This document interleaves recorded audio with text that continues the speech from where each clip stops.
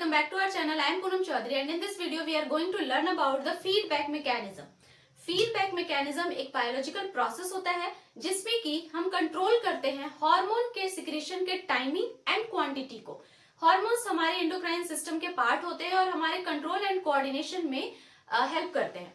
तो कब रिलीज होना है, कितने अमाउंट में रिलीज होना है, कब स्टॉप होना है, इस प्रोसेस को जब हम रेगुलेट करते हैं तो उस मैकेनिज्म को हम कहते हैं फीडबैक मैकेनिज्म। और इसको हम एक एग्जांपल से समझते हैं। ओके, सो इसका डेफिनेशन क्या हो जाएगा? For controlling the quantity and timing of hormone secretion is called feedback mechanism. एक एग्जांपल लेते हैं हम, sugar level in the blood rises. हमारे ब्लड में शुगर का लेवल जो है वो राइज हो चुका है। जब हम बहुत कार्बोहाइड्रेट वाले फूड खाते हैं, चपाती, ब्रेड, बिस्किट, ये सब खाते हैं, तो हमारे ब्लड में जो ग्लूकोज का लेवल होता है वो बढ़ जाता है।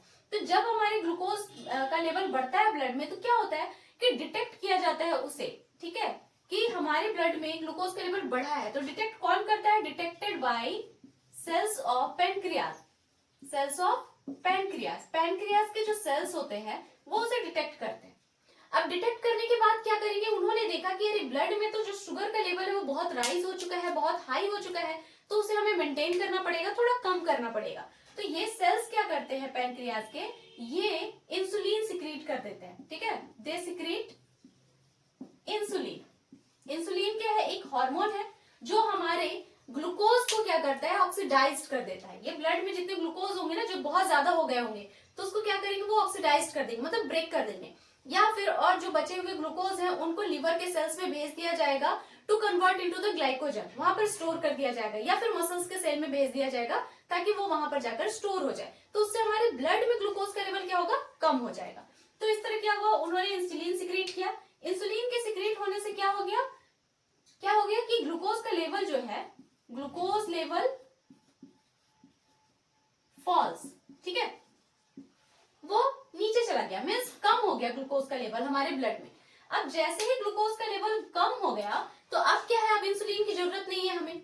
लेकिन यहाँ से जो सेल्स हैं वो इंसुलिन को सिक्रेट किए जा रहे हैं। उनका काम है इंसुलिन को सिक्रेट करना।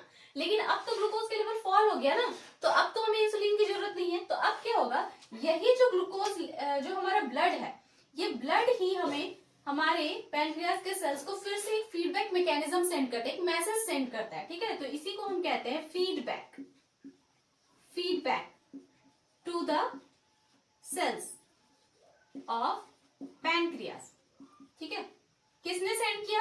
हमारे ब्लड ने, फ्रॉम ब्लड, ठीक है। ब्लड ने सेंड किया कि अभी स्टॉप करना है। क्यों स्टॉप करना है? क्योंकि ब्लड में जो ग्लूकोज का लेवल था वो तो कंट्रोल हो गया ना, वो नीचे आ गया।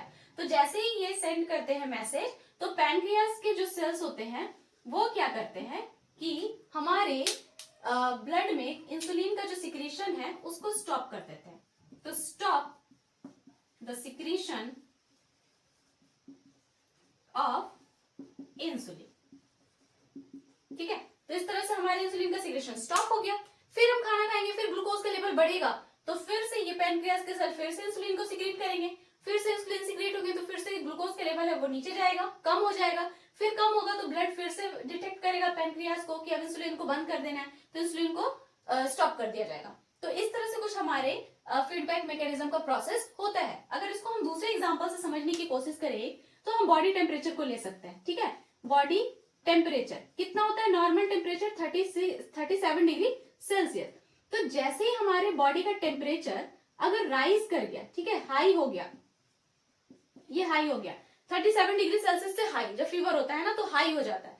तो जैसे ही हाई होगा तो ये क्या करेगा कि हमारे जो इफेक्टर सेल्स है, ठीक है, मतलब हमारे जो स्किन में लगे हुए हैं सेल्स, रिसेप्टर्स, वो क्या करेंगे? सेंस करेंगे कि टेम्परेचर हाई हो गया है। और वो रिसेप्टर्स जो है वो हाइपोथैलेमस को मैसेज भेजते हैं, ठीक है। हाइपोथैलेमस जो कि मास्टर ग्लैंड होता है, हमारे पिट्यूटरी का भी मास्टर है। तो हाइपोथैलेमस को वो मैसेज भेजते हैं कि हमारे बॉडी का टेम्परेचर जो है वो बहुत राइज हो चुका है। तो हाइपोथैलेमस क्या करता है? ये हमारे जो वेसल्स होते हैं ब्लड के, जो हमारे ब्लड के वेसल्स होते हैं ना, वेन्स, आर्टरीज, उसको क्या करते हैं? वो डाइल्यूट कर देते हैं, ठीक है, इस तरह से बढ़ा देते हैं, मतलब उसको बहुत ज्यादा डाइल्यूट कर देते हैं, बहुत ज्यादा बढ़ा देते हैं, मोटा कर देते हैं,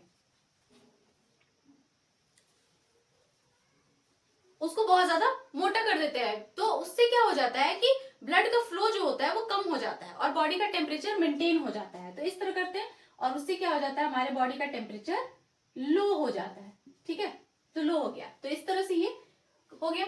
उसी तरह अगर बहुत ज्यादा लो हो जाता है तो फिर से हमारे जो रिसेप्टर्स हैं वो हाइपोथैलेमस को मैसेज भेजते हैं कि लो हो गया बॉडी का टेम्परेचर। तो ये हाइपोथैलेमस फिर से उसको क्या करता है, कंस्ट्रिक्ट कर देता है हमारे ब्लड के वेसल्स को। तो उसके बाद हमारे बॉडी का टेम्परेचर फिर से नॉर्मल आ जाता है। तो इस तरह से कुछ करके हमारा फीडबैक मैकेनिज्म हमारे बॉडी में चलता रहता है और हमारे कंट्रोल एंड कोऑर्डिनेशन का काम होता रहता है। तो I hope this lecture found helpful to you. ये छोटा सा टॉपिक आपको अच्छे से समझ में आ गया होगा।